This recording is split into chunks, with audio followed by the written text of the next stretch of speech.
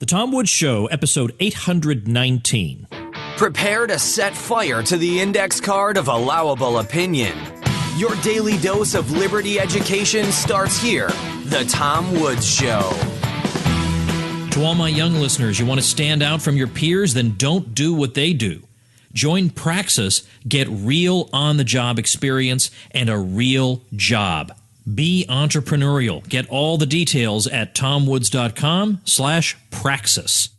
Hi, everybody. Tom Woods here. I have had, over the past 6 months, at least several professors as guests who have, and probably actually the past 2 months, come to think of it, who've had one run-in or another with the campus thought police, and we've talked about what happened and how they dealt with it. And I find these human interest stories quite interesting and important.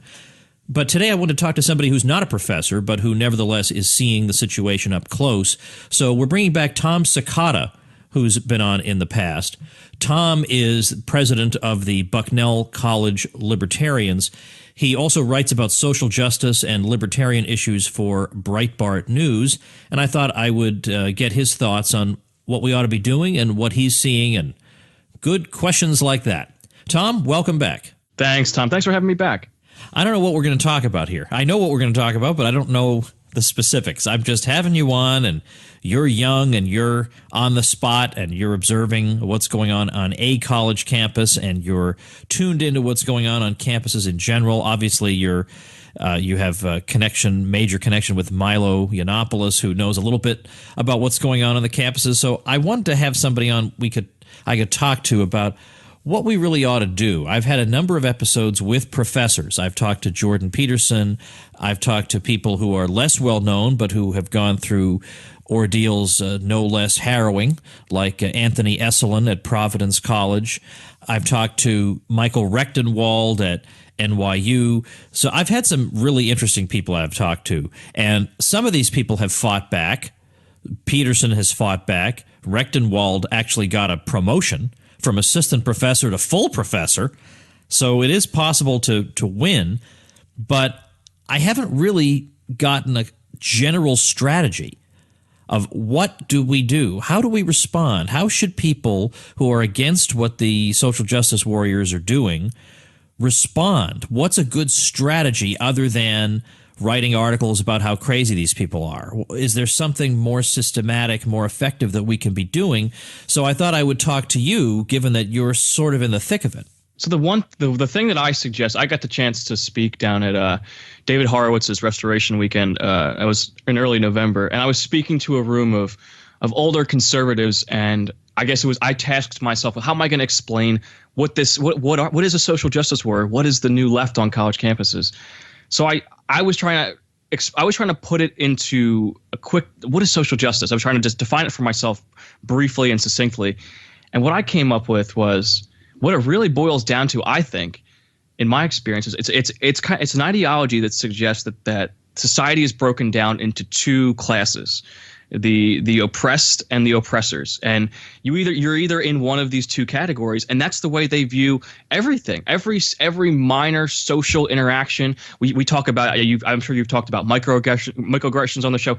Minor social interactions. Everything is judged through that sociological lens of oppressor and oppressed.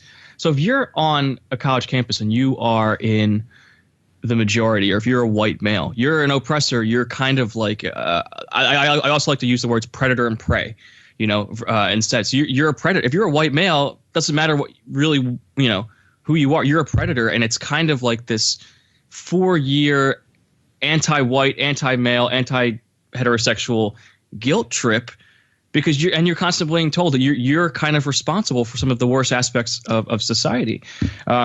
So engaging with that and engaging with where they're coming from is the first step in fighting back. Really, I know a lot of people would choose it. We're just going to demonize them off the bat, and they're crazy, and a lot of them are crazy, and it's radical.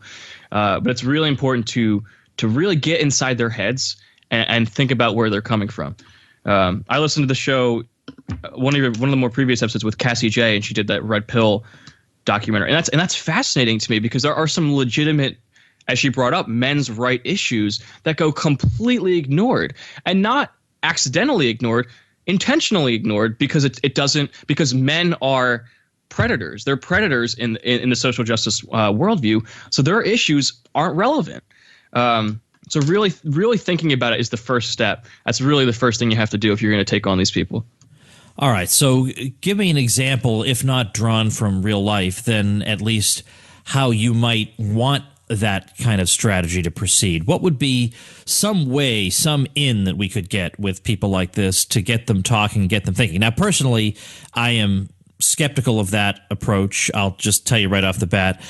These don't strike me by and large as people who want to have rational discussions. They don't believe you even have a point of view. They're not interested in sitting down with a Trump supporter to figure out, I wonder what would make somebody vote this way. It's all racism, racism, racism. Everything's racism. You can't even talk rationally about anything.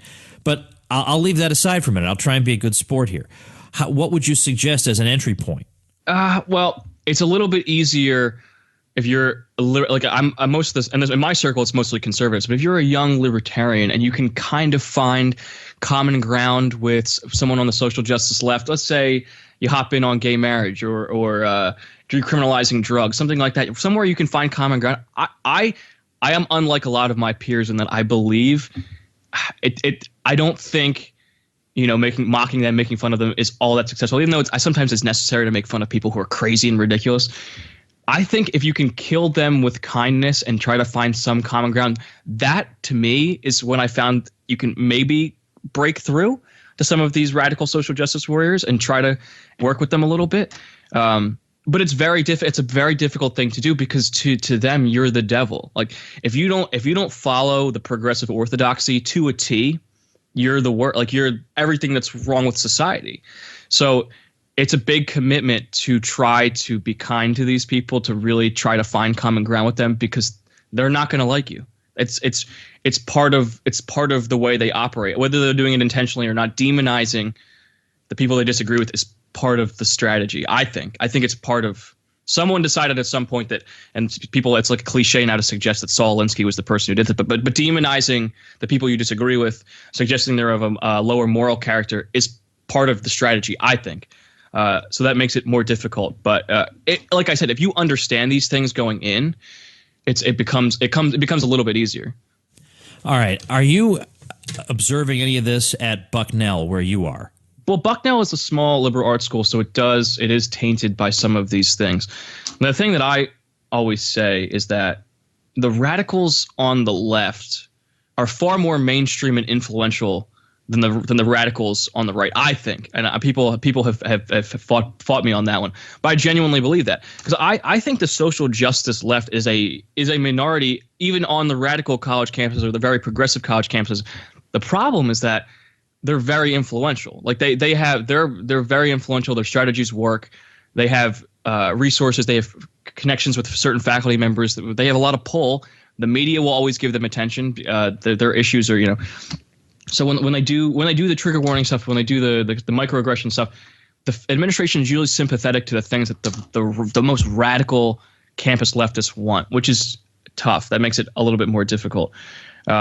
But that's also a good thing, because I don't like to overblow it. And people say, is this, when you see these crazy stories, we read these crazy headlines about, one of my favorites from 2016 was when the kids at Emory had a meltdown because somebody wrote Trump 2016 in chalk on the sidewalk. That was one of my favorite stories. I think it would be unfair to suggest that that's all liberals on college campuses. I think it's a minority. Unfortunately, when those students act out that way, in a lot of cases, the administrations don't put their foot down. They kind of cave and give in to the demands of the loud and vocal minority. We saw what happened here's a perfect example. What happened at the University of Missouri last year, where we had these crazy protests in response to a couple of racial incidents, some of which I think were legitimate, others of which turned out to be hoaxes. That small group of students, that's small relative to the size of the University of Missouri, had an incredible amount of influence and actually really damaged the enrollment at the University of Missouri because of all of the press, all of the controversial press that the university received as a result. But that's the perfect example, because that was probably a protest group of maybe 100 students at a huge state university. But they shook that place to its core, for better or for worse, and really changed everything about the University of Missouri. That was everything that was going on at University of Missouri was their protest. A small group of radical students with radical ideologies on race and radical ideologies on gender, and they change everything. So I think understanding the scale, the scale of the amount of these people is also important too, because your average college Democrats president is not a social. It's not, I would say, not a social justice warrior. I've met a lot of college Democrats who are not social justice warriors, and those are the ones we should be praising. We should go out of our way as conservatives and libertarians to say these are the good ones.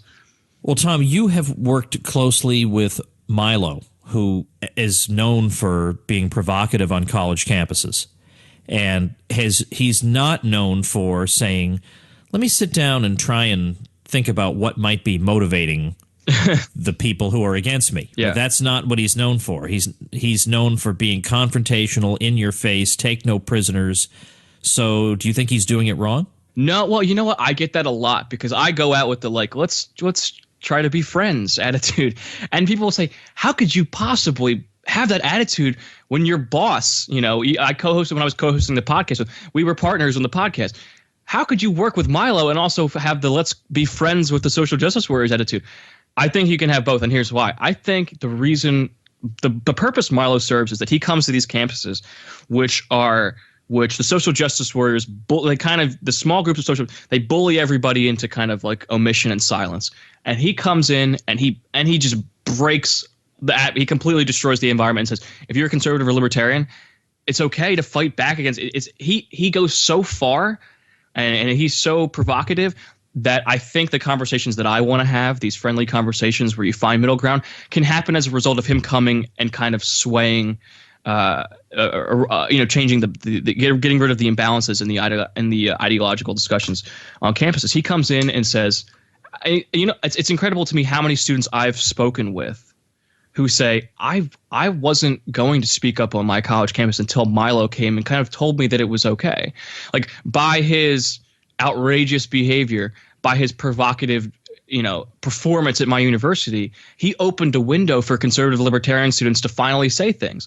Now, I don't think it would be productive if every student who saw Milo decided to behave like him in all of their interactions with social justice warriors. I hope that he is a catalyst, and I think he has been in a lot of ways. It certainly was for me when I brought him to my university. I had a lot of really calm, genuine one-on-ones with people because of the window that he opened for discussion. And I don't think that window would have been opened if he wasn't so provocative. All right, so there are different sorts of approaches that we might take that would pass the Cicada test. Yes. All right. So I'm just looking back on 2016, where it seemed like it just either it got worse or we were noticing it more, because we had, was it 2016 or 2015 where we had the Halloween costumes, I think, was back in 2015. Yeah. Mm-hmm. And then over the course of 2016, partly because of Milo provoking these people by giving a speech, that doesn't take much to get these people going, we got videos of people screaming and stomping their feet. So this really, and not only that, of course, then the election of Donald Trump made everybody go berserk. So it was a crazy year, and it seems to me so crazy. It's so utterly indefensible and bizarre that it makes it difficult for me to imagine that I could sit down across a table from somebody like this and talk things out, because when they would have speakers come, I would maybe roll my eyes, but I can't imagine disrupting it or trying to get the administration to cancel it, even though most of the speakers who come to a college campus are going to be quite congenial from their point of view. One competing voice comes and they have to shut that down. I don't see how I have common ground with somebody like that. I think social justice did explode in the last 2 years. And I think, like you said, the first times we really noticed it was that incident at Yale over the Halloween costumes. That was one of the big turning points where we were going, okay, this is a problem. This is a problem. And all of this brought me back to something I noticed when I was much, much younger. And like you said, I think conservative and libertarian college students think that progressives and liberals, they might think they're stupid or silly.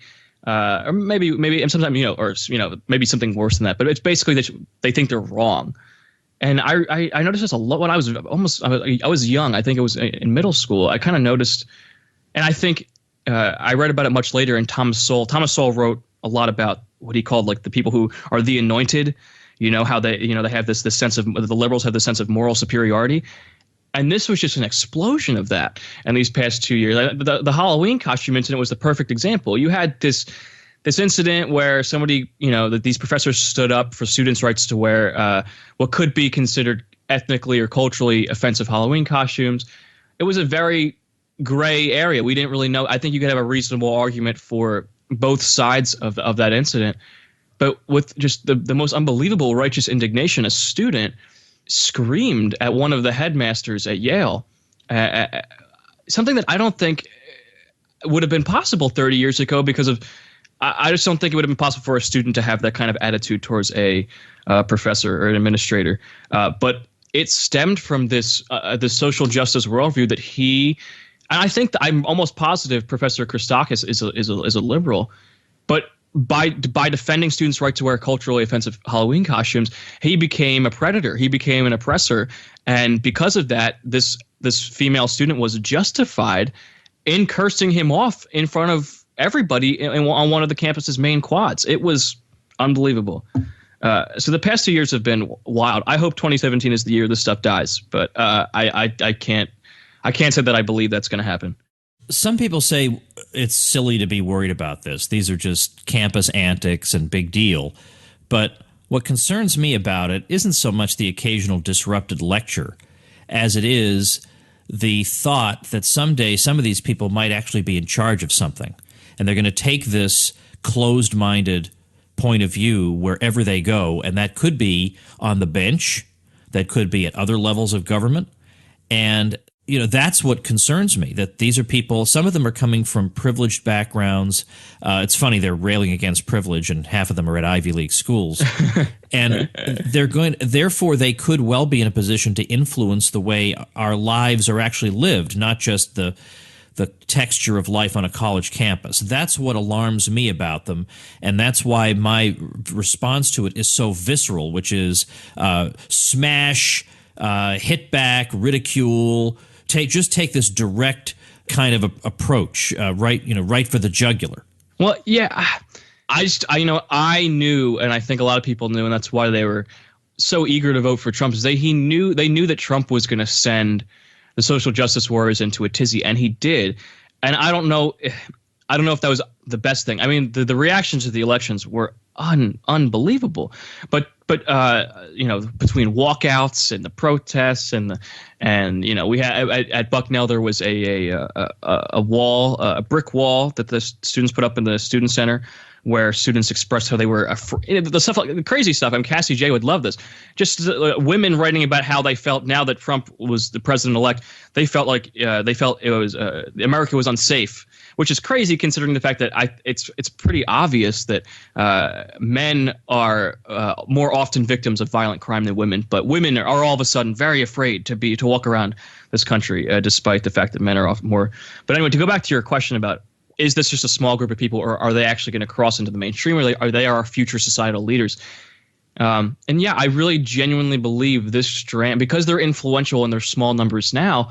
I mean, we see a crossover. I don't know if you know who Lena Dunham is. She's a fan favorite of the conservative and libertarian groups to rip on. Right. She made a little artistic skit, kind of like this little art poem online with her father that came out a couple weeks ago, and it was basically the celebration of the end of the white race, suggesting, because white men are starting to become a minority as America becomes more diverse.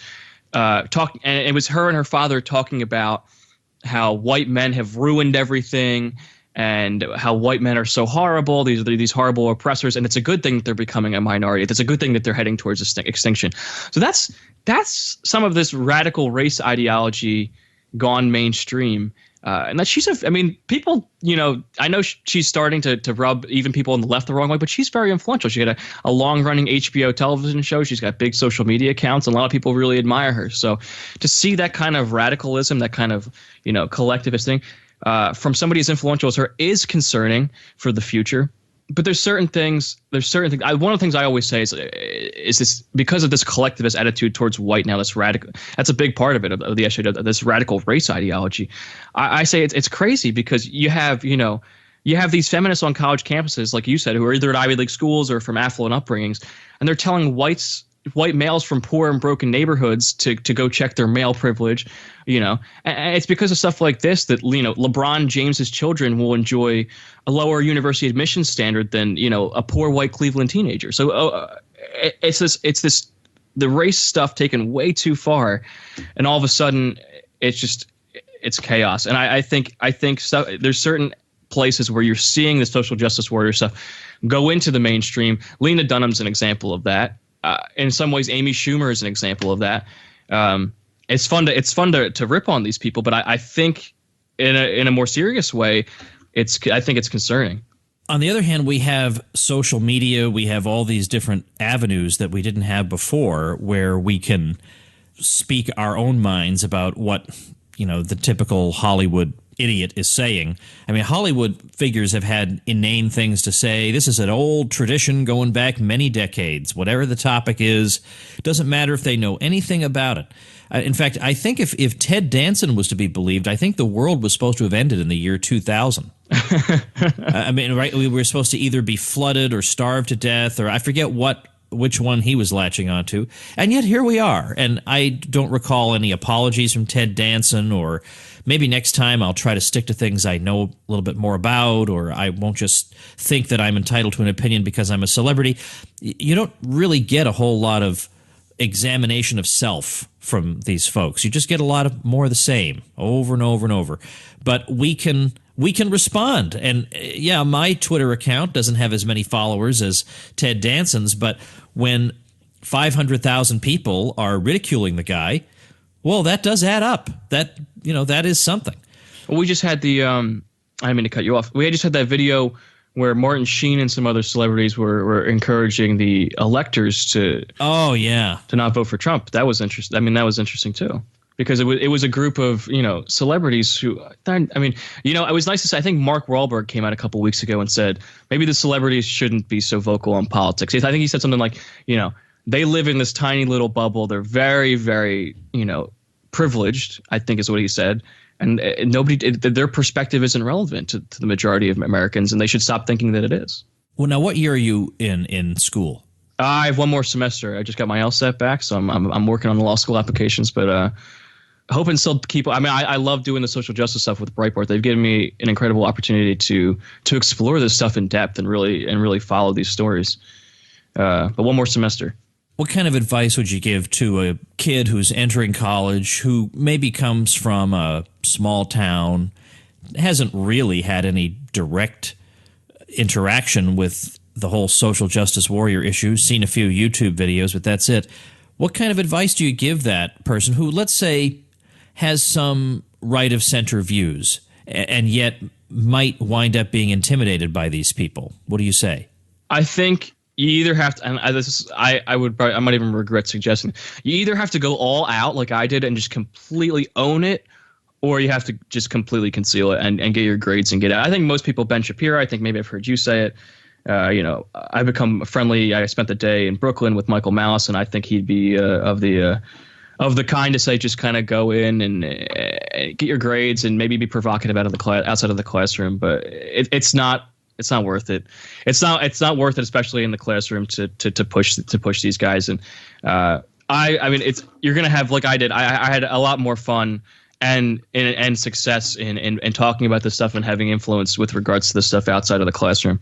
And unfortunately, because of some of that success, it's carried back into people. I have a reputation now as a result.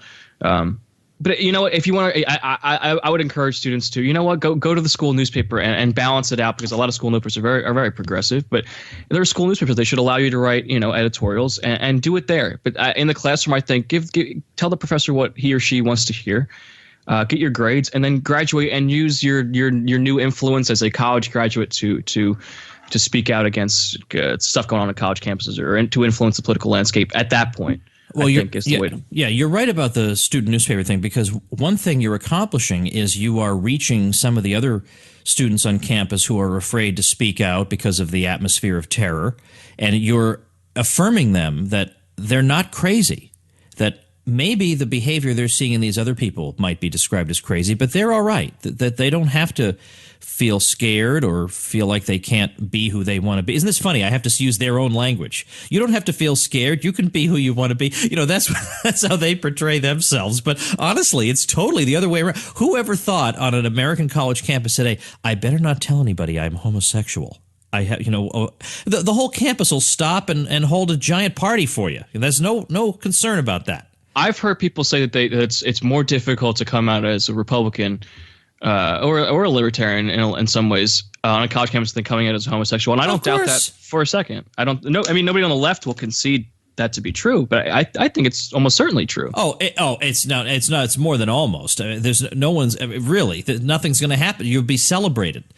But by writing these, a column that affirms what a lot of people on campus believe, you help them to keep their sanity as they get through the 4 years. And you may say, oh, you're just preaching to the choir. But, last I checked, the choir is part of the congregation and does need to be preached to. I've said this a lot. I don't know any church where the pastor says, all right, I'm going to dismiss the choir while I preach to the rest of you. Right. The choir needs to be preached to. And in this case, especially so. So definitely do that. And I agree with you about first of all, you shouldn't take a professor who you know to be a social justice warrior type. You're not going to learn anything from that person. Right. But you will find people who have a bias. That's a different question. But people who are social justice warriors, forget that. They're not scholars. Forget that. But professors who have a bias, well, pretty much you have to live with that. You're not going to win against the professor. And if you stand up in class and challenge the professor, basically a lot of the other students are just marking time. They're sitting there so that they can get their piece of paper after 4 years. And if you are keeping them past lunch, they're looking at their watches and they hate you. You are not accomplishing anything.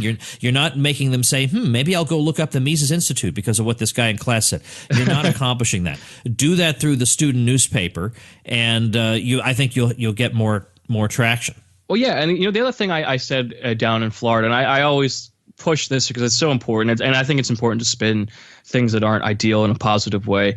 If you're a conservative or libertarian student on a college campus and you're being inundated with all the progressive stuff, that it can be a good thing. It can, because I think you're going to come out of those 4 years with a much more well-rounded perspective on the world than any liberal students, because liberal students go into class and these professors who have their PhDs go in and they basically pat these students on the back. They're reaffirming everything they believe. But if you're a conservative libertarian, you're reading the conservative libertarian stuff on your own time, and at school you're getting the liberal and progressive stuff. So you're getting it all. So I think in that sense it can be a positive. Now the other thing, one other story that I like to tell, because this was mind-blowing.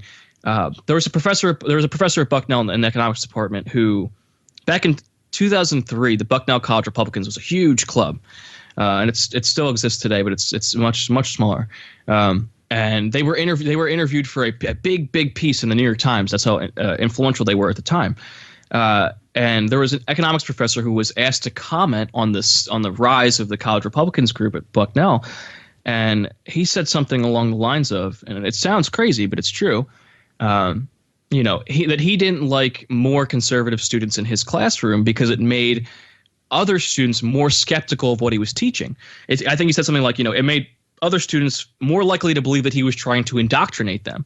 But basically what it boiled down to, and I have since confronted him and confronted administrators about the sentiment that he suggested. He was basically suggesting that he didn't want his students to be skeptical of what he was preaching. And this guy is a Marxist. He teaches Marx. He teaches a lot of Marx. He didn't like the conservative students were making other students more skeptical of his lessons. And I think that's just mind-blowing, because I think skepticism is important no matter what your political beliefs are. Skepticism is important no matter if you're a PhD, econ professor. You always have to be skeptical. You always have to be questioning. You always have to be learning. And for him to have that attitude, I thought it was disgusting. All right, more craziness still to come, but if you want to avoid some of the craziness you've been hearing so far, you might appreciate our sponsor today. Hey everybody, if you're thinking that maybe 4 years of the kind of horror shows we've been discussing in this episode maybe aren't quite for you, then check out Praxis, Praxis, where you have an opportunity to apprentice with a startup and get a guaranteed job. Average starting salary for Praxis graduates, $55,000 a year. I recently had a chance to sit down with Praxis graduate Charles Porges. Charles, you're in the Praxis program right now. You're 18 years old. Tell me what you're doing. I mean, so far it's been amazing. I have a full-time position at my business partner, Guild Quality, and my advisor in the Praxis Network has been tremendously valuable to my personal growth. You're only 18 years old. I'm sure you know what a lot of other 18-year-olds are doing right now. Yeah. How do you feel like you have a leg up on them? I mean, for one, I already have this kind of job experience, this sales job with full-time pay. I really just think I'm 5 or 6 years ahead of a lot of my peers. And how you doing in the debt department? Zero debt. Hey, how about that? Thanks a lot, Charles. Get all the details plus some bonus goodies when you check it out through tomwoods.com/praxis. Tom, tell me about your own personal experience. You're an outspoken person, and I bet some people at Bucknell know who you are. But you don't challenge professors in the classroom, but yet maybe some of the professors know who you are. Have you ever run into trouble with other students, with leaders of student groups, with the student newspaper, with professors at all? Well, I guess the big incident that I have to mention, and I may have mentioned it the first time I came on, was that I was class president as a junior. I was the junior class president, and I was removed with about 8 or 9 days remaining in the semester, which would have been the end of my term. And it was revealed in the student newspaper later that the policy that I was removed for, the violation I was removed for, was a violation that 29 of the 60 student government senators had also committed. It was a policy that had been broken by almost 50% of the student government. So it was a big Breitbart. We brought it up on Breitbart. Some other websites picked it up. Because it seemed almost transparently that it was a very selective, it was a very transparently a blatant attempt to get rid of me, because I had Milo on campus that semester. I had Dinesh D'Souza. I had been writing provocative things about the university. I had been writing provocative things about campus liberals. And it seemed like that was kind of the ultimate punishment. Like that was just, we're going to get him back. We're going to put a mark on his record by removing him. And it was kind of a mess. And I said, hey, this is silly because I'm supposed to be able to appeal a decision like this, but if I'm to appeal and it takes you guys a couple days, what is it? A symbolic reinstatement? You're going to reinstate me on the last day of the semester. I'll come back for 1 day. That doesn't really mean anything. So basically, you can't kick me out now, because even if I were to appeal, that's not a fair appeals process, because I would never come back to the position. They didn't like that argument, and they appealed. They did do the appeal, and they voted to kick me out permanently on one of the last days of the semester. So I can't say conclusively that was politically motivated, but it seemed like it was. Okay. What do you draw from that? What do you conclude from that episode? Well, one of the things I said, oh my God, if I was a trans student, that never would have happened. If I was, an African-American female, that never would have happened. The reason why I was pulled away, and it was kind of like an attendant. I had missed 3 or 4. I had hours of meetings every day as class president, hours constantly meeting. I had missed 3 or 4 meetings of maybe 75, 100 meetings that semester, because I had hosted. One of them was because I had hosted Milo, because I had hosted Dinesh, because I had hosted Steven Crowder. I was pulled away from meetings because I was hosting these events. If I had been hosting Melissa Harris Perry, who came to campus that semester, if I had been hosting Bill Nye the Science Guy, I just can't imagine a world where those would not have been overlooked absences. But what it told me is that they don't really care. Like it's like going after me because of my political beliefs. They didn't feel any guilt about that. Like it's like I said it kind of in the beginning of the show. It's all justified because of the predator versus prey, this predator versus prey worldview, where I became like a super predator because of my associations with Milo and because of the work I was doing at Breitbart. At that point, I was not just a white male who was libertarian. I was a white libertarian male who worked for Breitbart and did a podcast with Milo Yiannopoulos. I was everything that they hated and more. So if anybody was going to be a target, it was going to be me, and they'll deny it until the end of times. But I wasn't surprised at that point. I had understand what they were about, and I hear stories like this. I mean, I know I don't know. It's probably going to come up at some point on your podcast. But the kidnapping yesterday, not to compare these two incidents at all, because they're obviously nothing alike, but these 4 African-American teenagers felt justified in torturing this young special needs white Trump supporter, I guess, because of this radical social justice worldview that made him the predator. He's a predator to them. It would be like, I'm trying to think of an animal comparison where a bunch of weaker animals corner one predator and attack him. Because even though there's no reason, this guy he's not a predator in any way. He's actually a special needs white guy. This radical social justice worldview justified for them the horrible treatment the horrible way that they treated him. And I know people are probably get a lot of criticism for suggesting that this social justice worldview inspired that, but I think it did. No, and it obviously did. And beyond that, you could, again, all you have to do is imagine the situation in reverse.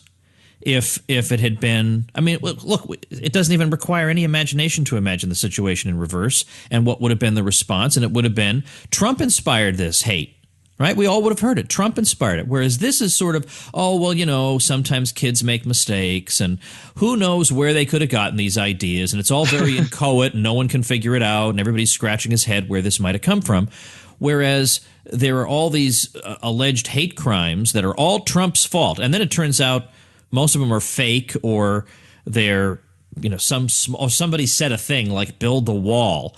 They're not like, having your teeth kicked in, which is more of a hate crime than saying build the wall to somebody. I mean, really? And I'm reduced to now quoting Ann Coulter, who I know I'm going to get in trouble for saying this. I think she's better than she used to be. She used to be really good. Then she became a real GOP shill, and then she was bad. And now she's, I think, actually not so bad. I think a lot of the observations she makes are right. If these groups really felt like they were in fear of white Americans who at any moment, they're like ticking time bombs, at any moment might commit crimes, why aren't they moving away? Why don't they say, this is not a safe place for us? To the contrary, they're encouraging more people to move to the U.S. So actions speak louder than words. I don't believe them. I do not believe them when they say they are in fear. When I'm in fear, I run. And yet I don't see anybody doing that. Well, that's the crazy thing. I mean, yeah, you're right. And the weird thing about this is that this is a very, and I know it's just one incident, and I think it shouldn't be taken too far. But this is a very interesting example because we're constantly beaten over the head, especially college students, with this idea that just white people have it all. We have it all going for us. You're born white. You're like this kid. He's born a white male. That's it. He's set. He's never going to have to really work for anything because of all of the privilege that he has. It's going to be wonderful. But this is a special needs, a young man with special needs who was tortured because of his identity, and it seems to be also his political beliefs. I can't for a second say, and I hate when people do stuff like this, but I can't listen to people like DeRay McKesson and Sean King and not think that they weren't inspired by some of their rhetoric. I mean, we have DeRay McKesson. I don't know if you follow him or have heard him speak. He's an influential Black Lives Matter leader. These are people that have gone to very influential universities like Yale and given very serious lectures about looting and why looting is morally justified and why destroying the business of somebody who's not even a part of an incident, like an innocent bystander, is okay because it's kind of like their suggestion is, oh well, you know what, the African Americans are so oppressed that they don't know how to respond. They don't know how to respond to all of this oppression. So this is the only way they know how to act out, and that's by burning down some Asian American's grocery store on the corner. It's very radical, and when they're out there, even giving the slightest of justifications for some of this stuff, I can't say that they're not responsible for incidents like the one yesterday. And hopefully yesterday's it. Hopefully stuff like this is the last of incidents like this. I hope. Well, Tom, how do people follow what you're up to? Is it over at Breitbart? And if so, I guess I'll link over there. Yeah, you can. I'll send you the link to my author page if you want to put that in the show notes. Or you can follow me at Tcicotta. That's TCICCOTTA on Twitter. And I have a Facebook page. It's all under Tommy John. That's my social media profile. But that's that. Yeah, Breitbart.com/Tom Cicada will get you there. I'll send you the link for that too. But thanks so much for having me on, Tom. I really appreciate it. Oh, I'm glad to do it, but I'm going to say something that's really embarrassing that I shouldn't say. But do you know? I feel stupid saying this, but I have to. I just have to say. Sometimes you have to say a stupid thing. There's an underwear company called Tommy John. You know what? I know. I got my first pair of Tommy John underwear from Santa. Was very generous, and they are expensive, but they are nice. Exactly, they are nice underwear. Yeah, and I actually have promoted them on the show, and at this point now, I basically don't wear anything else. Yeah, they are pricey, but at some point, you got to graduate from being in 5th grade. You know, the Fruit of the Loom that you wore, there's nothing wrong with them, but treat yourself to something vastly more comfortable. Well, anyway, so when I saw that you had tweeted and it said Tommy John, because I've been doing nothing but talking to people about how great this underwear is, so I saw Tommy John on your thing, and I thought, oh, they've recognized. I've been recognized by Tommy John for my love for their product. No, it was just you. Well, that is my first and middle name, so it's not like I'm. It's also a very famous baseball player. The surgery is named after, so it's Yeah, no, I get that you're entitled to use it, and Tom, I'm glad to hear from you on Twitter at any time. I don't want you to stop doing that, but I thought, oh darn it, I thought it was my corporate hero, but I didn't mean to disappoint. That's quite all right. All right, thanks again, Tom. Appreciate it. Thanks so much, Tom. All right, listen, if you have not grabbed one of my free ebooks, grab it at tomsfreebooks.com.